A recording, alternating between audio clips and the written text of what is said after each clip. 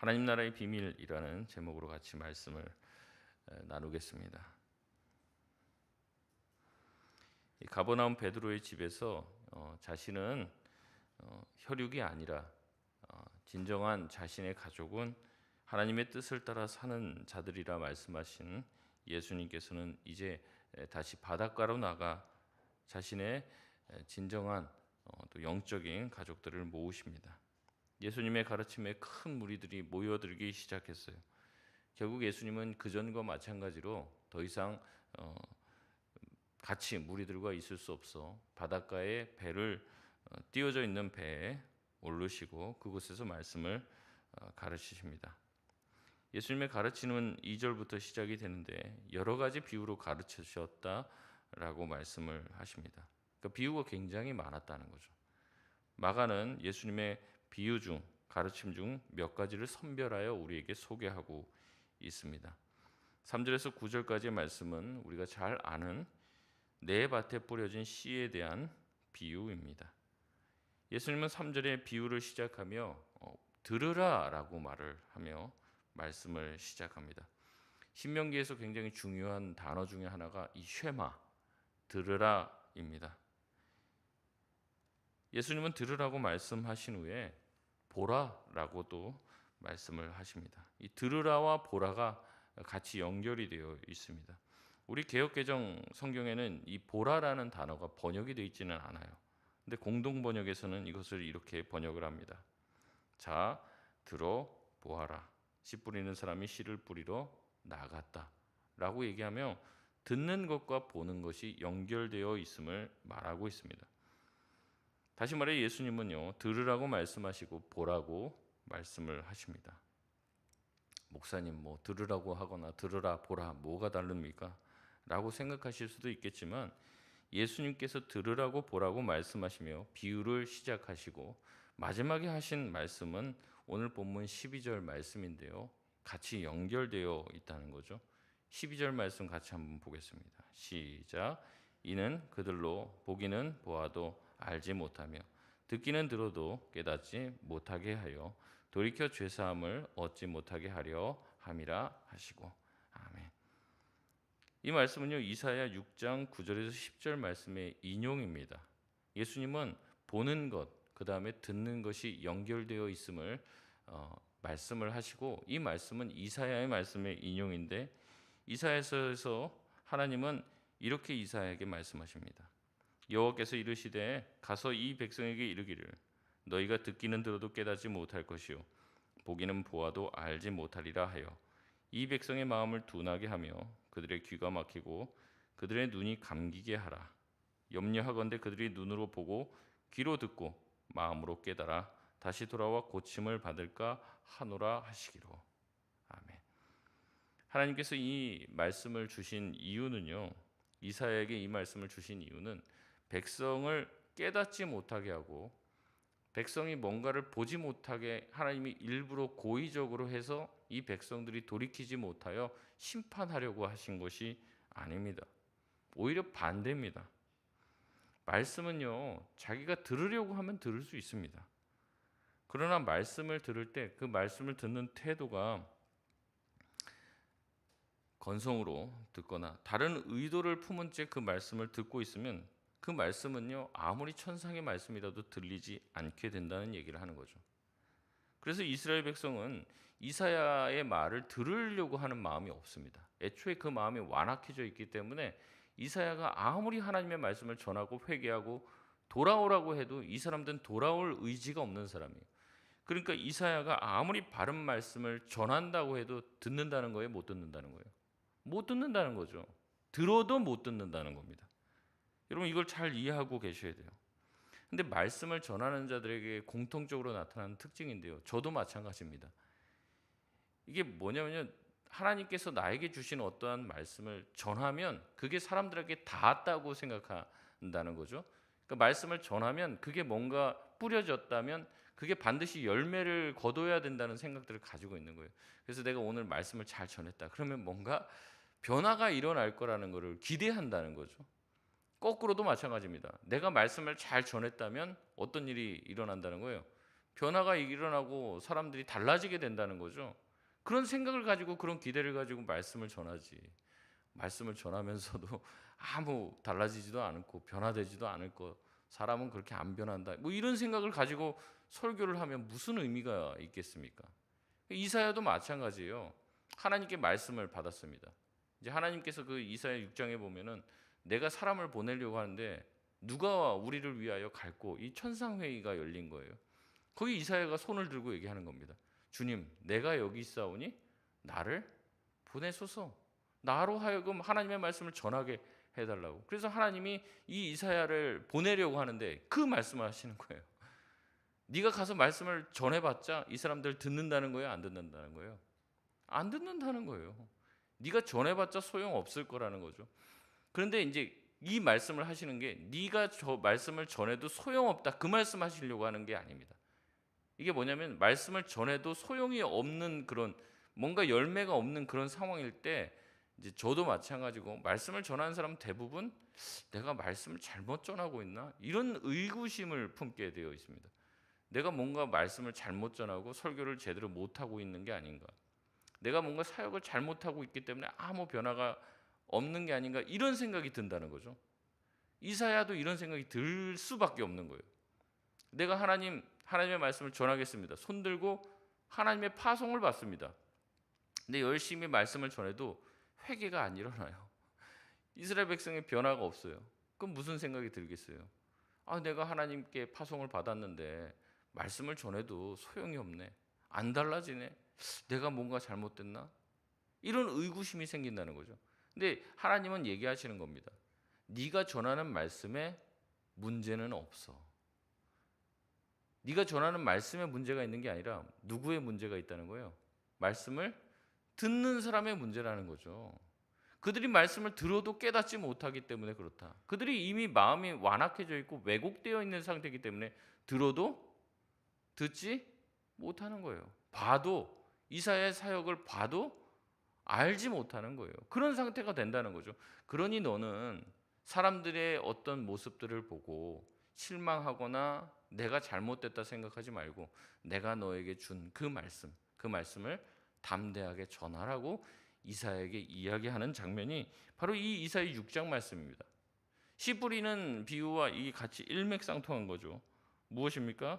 예수님께서 네 가지 밭에 떨어진 비유를 통해서 이 말씀을 하시는 거예요. 이 네 가지 밭에 떨어진 것을 뭐 4분의 1로 이 등분을 한다면, 네 등분을 한다면 어때요? 결실한 밭은 사실은 4분의 1밖에 없어요. 씨 뿌리는 자의 문제도 아닙니다. 씨의 문제도 아니에요. 뭐의 문제입니까? 밭의 문제라는 거죠. 누군가는 열매가 없는 모습을 보면서 야, 씨 뿌리는 사람이 똑바로 안 뿌려서 그렇다. 또 어떤 사람은 그 씨의 뭐 품종에 문제가 있다. 이렇게 얘기할 수 있겠죠. 그러나 이 비유에서는요. 씨는 아무 문제가 없습니다. 씨 뿌리는 사람도 골고루 내 밭에 씨를 뿌리고 있습니다. 문제는 뭐예요? 떨어지는 밭에 있는 거죠. 예수님을 따르는 자들도 마찬가지입니다. 예수님을 수많은 사람들이 따르지만 그들이 정말 예수님의 말씀에 귀를 기울였는가? 그거는 다른 문제입니다.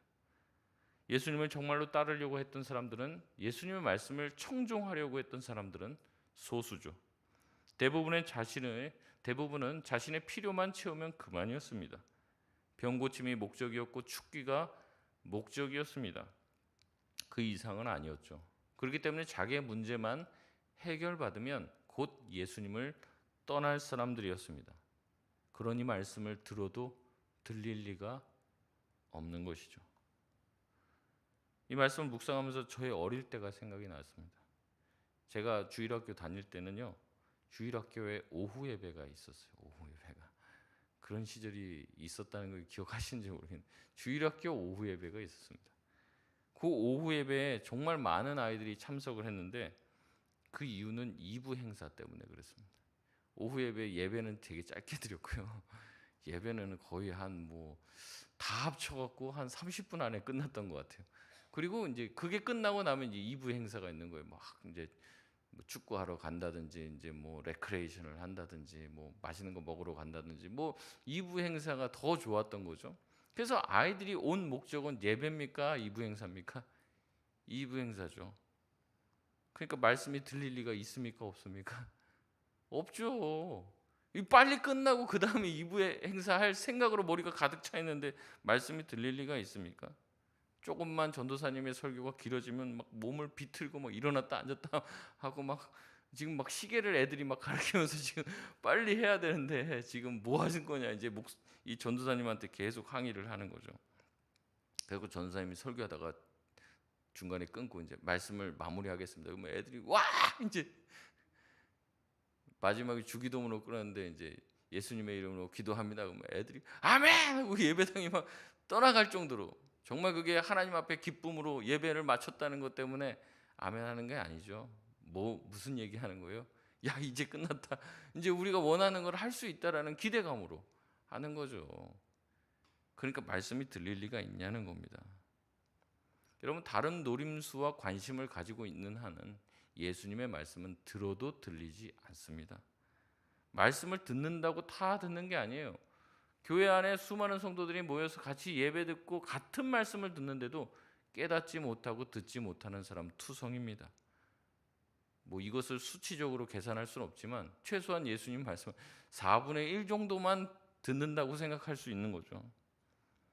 여러분 본다고 다 보는 것이 아니라는 거예요. 듣는다고 다 듣는 것이 아닙니다. 앉아 있고 귀가 열려 있는다고 듣는 게 아니라는 거죠. 예수님의 비유와 예수님의 말씀은 마음을 열고 귀를 기울여야 듣게 되고 깨닫게 됩니다. 꼼꼼하게 살펴보며 귀를 기울여야지만 알 수 있게 되는 거예요. 예수님의 말씀을 건성으로 들어서는 아무것도 알지 못합니다. 마치 설교를 듣고 성경을 읽어도 지나고 나면 아무것도 남지 않는 거예요. 들어도 듣지 못하고 봐도 알지 못하는 상태에 이른 것입니다. 그래서 예수님은 이렇게 말씀하시죠. 우리 9절 말씀인데요. 같이 한번 읽겠습니다. 시작. 또 이르시되 들을 귀 있는 자는 들으라 하시니라. 들을 귀 있는 자는 들으라고 명령을 하십니다. 여러분 이것에 주의해야 하는 거예요. 우리는요 말씀을 그냥 듣는 사람이 아닙니다. 귀로 그냥 들리나 보다. 그게 아니라 그 말씀을 드러내야 되는 사람이에요. 드러내야 되는. 어떻게든 드러내야 된다는 거죠. 말씀이 어렵습니까? 아예 모르겠다. 아유 내가 지금 뭐 지혜가 없어서 내가 모르는 보다 이렇게 할 일이 아닙니다. 말씀을 깨닫기 위해서 그 말씀의 본뜻이 무엇인지를 생각하고 들으라고 명령하고 계시는데 그 명령을 우리가 무시하는 건 아닌지 돌아봐야 된다는 거죠. 졸립다고 넘겨버리서는 안 됩니다. 말씀은 하나라도 놓치지 않고 내가 드러내야 하는 것입니다. 예수님은 말씀을 들으라고 말씀을 하십니다. 귀를 왜 내가 쥐어줬는지 아냐? 말씀을 들으라고 줬다는 거예요. 그러니 귀는 무엇을 해야 됩니까? 하나님의 말씀을 들으려고 애써야 하는 것입니다. 여러분 왜 말씀을 꼭 들어야만 할까요? 듣지 못하면 죄사함을 얻지 못하기 때문에 그렇습니다. 우리 12절 말씀 아까 읽었는데 다시 한번 읽겠습니다. 시작. 이는 그들로 보기는 보아도 알지 못하며 듣기는 들어도 깨닫지 못하게 하여 돌이켜 죄사함을 얻지 못하게 하려 함이라 하시고. 아멘. 예수님은 11절에 하나님 나라의 비밀을 너희에게 주었으나 외인에게는 비유로 한다고 말씀을 하십니다. 비유는 대충 들어서는 무슨 뜻인지 모르죠. 그러나 듣고자 하는 자에게 비유는 들리게 되어 있습니다. 내일 본문이 내 밭에 뿌려진 씨에 대한 이제 예수님의 해설인데요. 그 해설은 오직 너희에게만 주어진다고 예수님은 11절에 말씀하고 계십니다. 오직 예수님과 함께한 사람들과 12 제자에게만 주어지는 거죠. 10절에 예수님이 홀로 계실 때 함께한 사람들이 12 제자와 함께 그 비유에 대해서 물었다라고 말합니다. 그럼 먼저는요 예수님의 비유를 들었어요. 근데 비유만 들으면 이 비유의 본뜻이 무슨 뜻인지 압니까 모릅니까? 모르죠. 그것에 대한 해설을 들어야 돼요. 근데 대부분의 사람은 듣고 뭐라고 생각할까요? 무슨 말이야 저게? 그러면서 지나가는 거예요. 지나가는 거. 근데 예수님이 홀로 계실 때 예수님과 함께한 사람들이 있었다. 이 표현이 되게 희한합니다. 예수님이 홀로 계실 때 함께한 사람이 있었다. 예수님이 이제 이 무리를 떠나서 홀로 계실 때 그 예수님을 쫓아갔던, 예수님의 말씀을 귀 기울여 들었던 사람들이 있었다는 겁니다. 12제자들도 있죠. 이들은요, 예수님께 쫓아가서 물어봐요. 여러분, 정말로 듣는 사람은요, 묻게 되어 있습니다. 왜냐하면 무슨 말인지 모르거든요. 내가 지금 말씀을 들었는데 무슨 뜻인지 몰라요. 근데 내가 이 말씀을 들어야겠어요. 드러내야 된다는 거죠.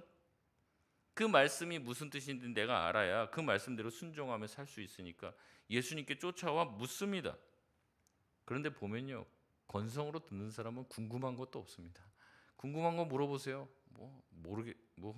궁금한 거 없습니다. 다 알겠습니다. 이렇게 얘기하는 거죠. 근데 정말로 궁금하고 알려고 하는 사람들은요, 물음이 많아요. 물음이. 왜냐하면 우리가 다 모든 것을 알 수 없기 때문에, 우리가 뭐 전문가도 아니기 때문에 궁금한 게 많은 거죠. 하나님의 말씀이 왜 이런가? 예수님이 왜 이 말씀을 하셨는지 궁금한 거예요. 그래서 예수님이 홀로 계실 때 쉬게 내버려 두지 않습니다. 찾아와서 낮에 들었던 그 비유에 대해서 물어보는 거예요. 자기가 모르는 것이 있어도 궁금해하지 않는 사람들이 있습니다. 그냥 모르는 것으로 치부해 버리는 거예요. 그냥 말씀은 원래 어려운가 보다 넘겨버립니다. 듣고 싶지 않은 사람은 그냥 듣고 그냥 말아버립니다. 이 모든 사람들이 귀가 있어도 듣지 못하는 사람들이죠. 그러나 묻는 사람들이 있는 거예요. 이 묻는 사람은 해답을 얻고 싶어 합니다. 그리고 묻는 사람에게는 반드시 답이 주어집니다. 예수님은 말씀하시죠. 하나님 나라의 비밀이 너희에게는 주어졌으나, 묻는 사람에겐 주어진 거예요. 궁금해하고 그 예수님의 말씀에 대해서 드러낸 사람은 모르잖아요, 그 뜻을. 그러니까 예수님께 와서 그 뜻이 무엇인지 풀어달라고 묻습니다.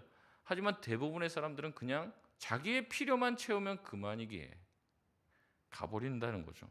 묻지도 않는다는 겁니다. 그러니 듣기는 들어도 알지 못하고, 예수님의 수많은 기적과 치유를 봐도 그 본뜻을 알지 못하는 겁니다. 여러분, 예수님의 기적은요, 대부분 표적이라는 말로 사용됩니다. 표적은 뭐예요? 뭘 가르치는 거예요. 그냥 그 일로만 무슨 대단한 일로 끝나는 게 아니라 뭘 가르친단 말이에요. 방향 표시판입니다. 그 표적, 그 기사를 통해서, 그 기적을 통해서 하나님이, 예수님이 말씀하고 싶으신 의미가 있는 거예요. 근데 거기엔 관심 없습니다. 오병이어 기적, 배만 부르면 끝입니다.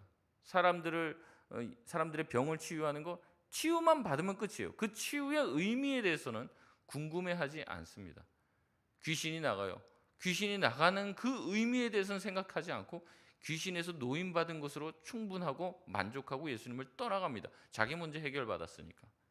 여러분, 이런 사람들은 듣기는 들어도 알지 못하고 보기는 보아도 보지 못하는 사람이 돼요. 결국에는 무지에서 벗어나지 못하는 것이죠. 여러분, 우리는 그래서는 안 됩니다. 말씀을 듣고 그 말씀을 상고하고 그 말씀에 대해서 깨달아 죄사함을 얻는, 돌이킴을 얻을 수 있는 저와 여러분 되시길 바랍니다. 그래서 우리가 큐티도 하고, 저도 마찬가지지만 이 말씀을 따라서 본문을 강해하기도 하고 제자 훈련도 하고 하는 거죠. 근데 어떤 분들은 그래요. 그런 것들이 있어도 안 한단 말이에요. 안 한다는 말. 듣고 싶지 않은 거예요. 보고 싶지 않은 겁니다. 그냥 교회 나오는 걸로 충분해요. 그 상태에 있어서는 돌이키지도 못하고 달라지지 못하는 겁니다. 사실 이 본문에 대해서 뭐 더 해설을 하면 좋은데, 내일 이제 해설이 쭉 나옵니다. 예수님. 내일 한번 큐티 하시면서 이 밭의 비유가 도대체 뭘 얘기하시는 것인지 더 깊이 묵상하시면 좋겠습니다. 오늘 본문 말씀은 예수님은 계속해서 같은 얘기를 하십니다. 보라는 겁니다. 들으라고 얘기합니다. 이것을 명령으로 우리가 알아야 합니다. 그냥 들어보라 그렇게 말씀하신 게 아니라 들으라고 명령하시는 거죠. 그러니까 애써 들어야 되고 애써 들으려고 노력을 해야 됩니다. 우리가 모르는 게 있으면 어떻게 합니까? 생각하고 예수님께 물어봐야 돼요. 기도하며 물어보고, 또한 나보다 성경을 더 잘 아는 사람을 찾아가서 물어서 주님께서 나에게 원하시는 바가 무엇인지 들어야 귀가 있어 듣는 자가 되는 겁니다. 말씀을 맺겠습니다. 예수님은 말씀의 서두에 우리에게 들으라고 보라고 말씀하십니다. 그러나 관심 없는 자는 귀가 있어도 듣지 못하고 눈이 있어도 보지 못합니다. 여러분은 어떻습니까? 제대로 듣고 제대로 보고 계시나요? 여러분, 우리가 제대로 듣고 보고 깨닫길 주님은 원하십니다. 내가 무지한 자라는 것을 깨달을 때 우리는 질문하게 되어 있고 그때 하나님 나라의 비밀을 알게 됩니다. 주님은 우리에게 알려주고 싶으신 것이죠. 그러나 우리가 듣기 원하지 않고 보기를 원하지 않기에 하나님의 비밀은 우리에게 주어지지 않는 외인의 상태로 머물게 될 수도 있다는 겁니다. 여러분, 우리는 하나님의 말씀을 알아야 합니다. 알아야 돌이키게 되고 돌이키지 못하고 깨닫지 못하면 죄사함도 없다고 말씀하십니다. 오늘도 이 말씀을 기억하고 예수님의 말씀을 그냥 들리는 말씀으로 여기지 않고 내가 어떻게든지 하나님의 말씀을, 예수님의 말씀을 드러내고 볼 수 있는 것을 보는 눈을 열어달라고 기도할 수 있는 저와 여러분 되시길 바랍니다. 우리 시간 같이 합심해서 기도하겠습니다.